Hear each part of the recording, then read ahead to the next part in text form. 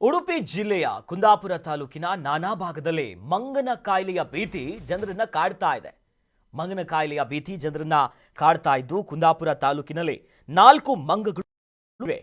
ಕಾಡಂಚಿನ ಪ್ರದೇಶವಾಗಿರುವಂತಹ ಹೊಸಂಗಡಿಯಲ್ಲಿ ಕೊಳೆತ ಸ್ಥಿತಿಯಲ್ಲಿ ಮಂಗಗಳ ಮೃತದೇಹ ಪತ್ತೆಯಾಗಿದೆ.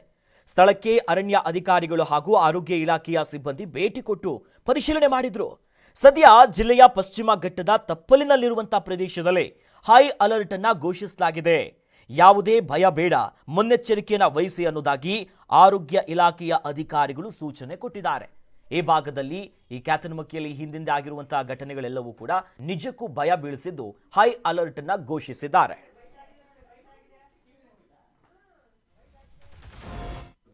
ಕುಂದಾಪುರ ತಾಲೂಕಿನ ಸಿದ್ದಾಪುರದ ಹೊಸಂಗಡಿ ಗ್ರಾಮ ಪಂಚಾಯತ್ ವ್ಯಾಪ್ತಿಯ ಕರೂರು ಎನ್ನುವಲ್ಲಿ ಕೆಲವೊಂದು ಮಂಗಗಳು ಸತ್ತಿರುವುದು ನಮ್ಮ ಗಮನಕ್ಕೆ ಬಂದಿರ್ತದೆ.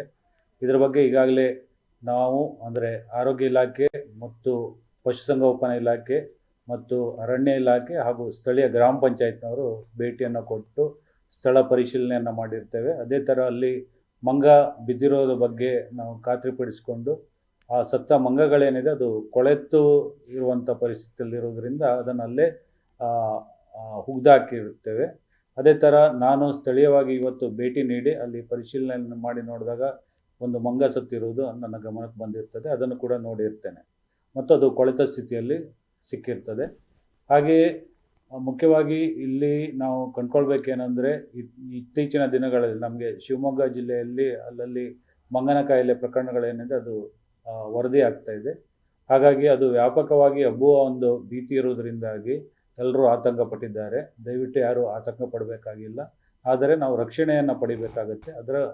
ಅದರ ಬಗ್ಗೆ ನಾವು ಹೆಚ್ಚಿನ ಒಂದು ಕ್ರಮವನ್ನು ವಹಿಸಬೇಕು ಮತ್ತು ಆರೋಗ್ಯ ಇಲಾಖೆ ಮತ್ತು ಬೇರೆ ಇಲಾಖೆಗಳು ಯಾರಿದ್ದಾರೆ ಅವರು ನಿಮ್ಮ ಜೊತೆಗಿದ್ದಾರೆ ಮತ್ತು ಸೂಕ್ತವಾದ ಕ್ರಮ ಏನಿದೆ ಕಾಲಕಾಲಕ್ಕೆ ತಗೊಳ್ಳುವಂಥದ್ದು ಅದನ್ನು ನಾವು ಇವಾಗಲೇ ತಗೊಳ್ತಾ ಇದ್ದೇವೆ. ಮುಖ್ಯವಾಗಿ ಜನರು ಮೊದಲನೇದಾಗಿ ಆತಂಕ ಪಡಬೇಕಾಗಿಲ್ಲ.